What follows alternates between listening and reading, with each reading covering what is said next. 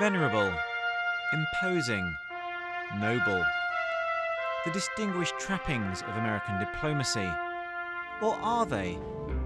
At their official residence in London, Robert Tuttle, US Ambassador to the United Kingdom, and his wife Maria bring some of America's most outstanding artists to public attention overseas. The goal? To create better understanding of the US through its art. The response has been fabulous, and I think that's what cultural and public diplomacy is all about.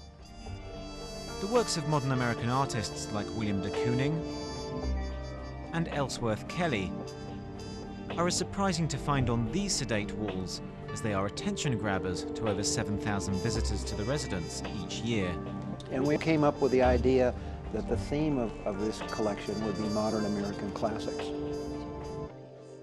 I think people like the fact that we've shown really this terrific American art, and they're interested that we were sort of willing to take a chance and do something a little different, a little unexpected for a house like this. I think that sort of public diplomacy of the art speaking to the visitor is a very powerful thing. How does the Art in Embassies program work? Is it just a case of the pair of you drawing up a wish list and saying, can we have this one?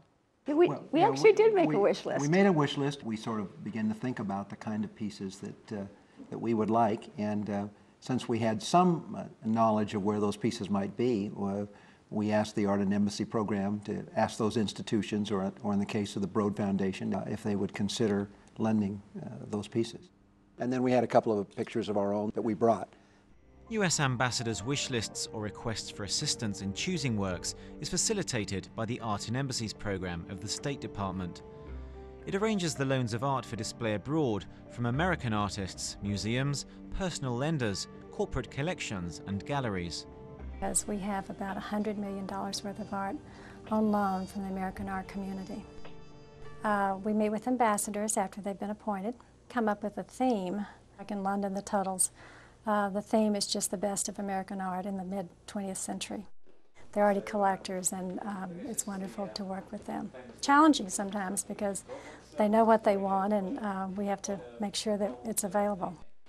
It's an iconic work by Lichtenstein, an early Lichtenstein, and we're very excited to have it because it came from the Edie and Eli Broad Foundation in Los Angeles, so it's a Los Angeles picture. And it's a great, great picture, and people just love it. The Tuttles brought work from their own collection, including this de Kooning, to complement the colours of the 18th century wallpaper. And he showed us this de Kooning that we just fell in love with, and we bought it. And I love this picture. I love sitting here in this room. I often do work in here. And of course, you know, you've got the greens kind of almost matching the Chinese wallpaper there. You've got the salmon pinks, the same, similar to the fireplace. Elliot, that was completely unattended, but if you like it, that's okay. That's what modern art is all about. It's a wonderful picture. And we have some of these artists in our own collections. When it comes to buying art, what motivates you? You like what you see, I mean, obviously, within your means. Yes, if it's within our means, we can afford it. We can afford it. That's something then we go out and try to buy or collect.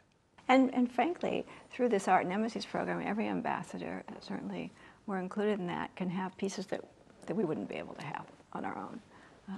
So that's part of the privilege, I think. Okay. So I think this is the hopper room, of course. I understand that's a big crowd puller. It is. What's the story behind this one? I mean, why this one, why here?